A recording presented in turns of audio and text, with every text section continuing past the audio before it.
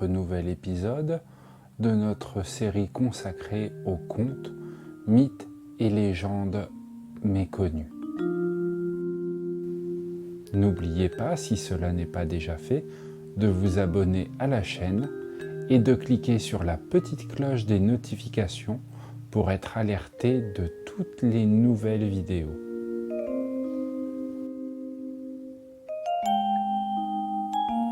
Merci à Abdel pour la musique. Vous allez pouvoir écouter aujourd'hui un nouveau conte dit par Eric.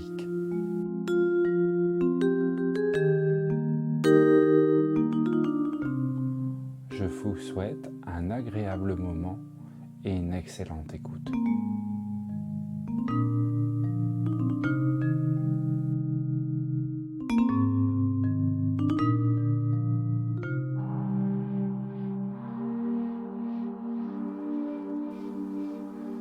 Wissou, le bûcheron et le vieux prêtre. Il y a longtemps, vivait dans la plaine de Suruga un bûcheron du nom de Wissou. Il était grand, aux épaules larges, et vivait dans une hutte avec sa femme et ses enfants. Un jour, Wissou reçut la visite d'un vieux prêtre qui lui dit « Honorable bûcheron, j'ai bien peur que vous ne priez jamais. »« Si vous aviez une femme et une grande famille, répondit Wissou, vous n'auriez jamais le temps non plus de prier. » Cette remarque fit entrer le prêtre dans une grande colère, et le vieil homme donna au coupeur de bois une description hallucinante d'une renaissance en tant que grenouille, souris ou insecte pour des millions d'années. Des détails si terrifiants qu'il en déplaisait à Wissou et qu'il affirma qu'il prierait à l'avenir. « Travail et prie, » dit le prêtre. Sur ces mots, il s'en alla. Malheureusement, Wissou ne fit plus rien sinon prier. Il priait toute la journée et refusait de travailler. Son champ de riz dépérissait, et sa femme et ses enfants étaient affamés. La femme, qui avait pourtant promis de ne jamais dire quelque chose de déplaisant à son mari, se mit en colère et, pointant l'extrême maigreur de leurs enfants, elle s'écria « Lève-toi, Wissou, prends ta hache et va faire quelque chose de plus profitable pour notre famille que marmonner ses prières. » Wissou était tellement choqué pour ce que sa femme venait de lui dire qu'il eut besoin de temps avant de trouver une réponse. Quand il la trouva, les mots étaient forts et peu rassurants pour la femme qui était dans le faux. « Femme, dit-il, les dieux vivaient d'abord. Tu es une créature bien impertinente pour me parler ainsi, et je n'aurai plus jamais rien à faire avec toi. » Wissou, alors, prit sa hache et s'éloigna sans se retourner pour dire au revoir. Il quitta la hutte, traversa les champs et grimpa en direction du mont Fuji, où il disparut dans la brume. Quand Wissou s'assit sur un rebord de la montagne, il entendit un petit grincement et immédiatement après aperçut un renard caché dans le bosquet. Il pensa qu'il était extrêmement chanceux d'apercevoir un renard et, oubliant ses prières, il se dépêcha de le poursuivre dans l'espoir de retrouver cet animal au doux minois. Il allait bientôt abandonner lorsque, dans une clairière, il vit deux femmes assises jouant au go. Le bûcheron fut si fasciné par la scène qu'il ne put rien faire d'autre que de s'asseoir et de regarder le jeu se dérouler. Il n'y avait aucun son, sinon le doux cliquetis des pièces de bois bougeant sur le damier. Les joueuses étaient si concentrées qu'elles ne réalisaient même pas que Wissou était à leur côté. Elles jouaient un jeu étrange qui ne finissait pas, un jeu qui occupait toute leur intention.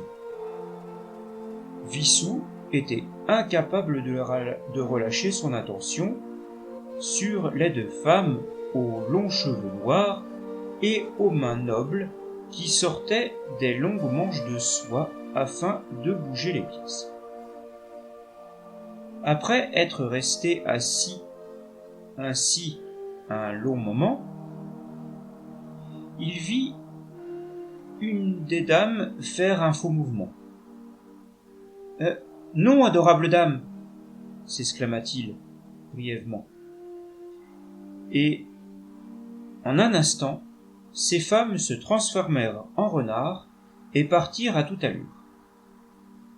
Quand Wissou tenta de les poursuivre, il trouva que son corps était étonnamment rigide, que ses cheveux étaient très longs et que sa barbe touchait le sol. Il découvrit plus tard que le manche de sa hache, pourtant d'un bois de première qualité, n'était plus que poussière. Après des efforts très éprouvants, Wissou était à peine capable de se tenir debout et d'avancer très lentement vers sa petite maison. Quand il arriva sur les lieux, il fut surpris de ne plus trouver sa hutte là où elle était et d'y trouver une vieille dame. Il lui dit : « Ma bonne dame, je suis surpris de ne pas retrouver mon petit chez moi. Ma maison a disparu. Je suis parti cet après-midi et maintenant qu'il fait nuit, tout a disparu. » La vieille dame, qui pensait qu'un fou s'adressait à elle, lui demanda son nom. Quand on le lui apprit, elle s'exclama : « Ah ah ah ! Mais vous devez être fou. Wissou vivait ici il y a 300 ans. Un jour, il est parti et il n'est jamais revenu. » 300 ans, murmura Wissou. Mais c'est impossible. Où sont mes enfants et ma chère femme ? Ah ben brûlés, répondit la vieille dame.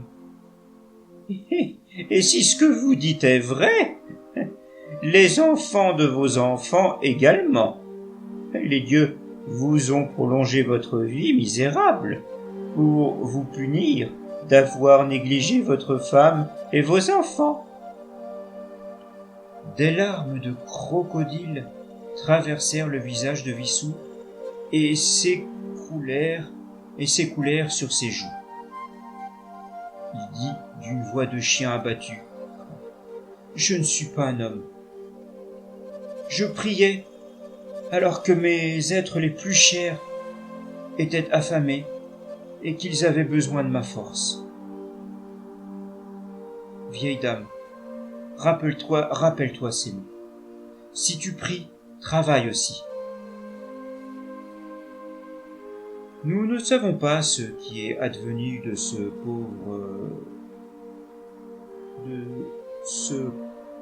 pauvre repentant, mais il continua à vivre après qu'il fut retourné dans ses étranges aventures. On dit que son esprit blanc hante toujours le mont Fuji lorsque la lune brille.